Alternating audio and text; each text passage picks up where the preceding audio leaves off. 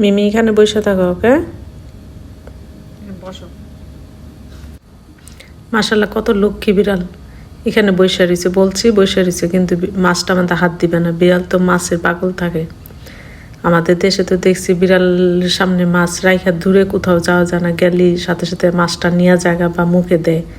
এই যে বিড়ালটা আমি পরীক্ষা করতেছি যে কি করে দেখি, কিন্তু এটা দূরের থেকে চাপলাইতেছে, এটা করতেছে সেটা করতেছে, বাহিরের দিক তাকাই রয়েছে। এই যে মাছটা যে এটা ধরবে এটা না, কিন্তু আমাদের খাবার এমনি হাতটা দেয় না, এমনি মাশাআল্লাহ লক্ষ্মী।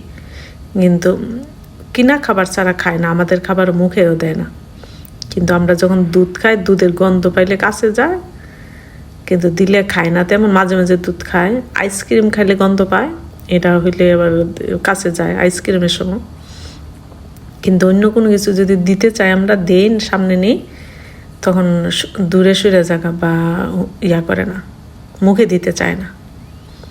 এই যে মাছটা নিয়ে বসে রয়েছে, এই যে সবসময় কিচেনের আশেপাশে থাকবে, ধরবে না এমনি কোনো কিছুতে খাবারের মধ্যে।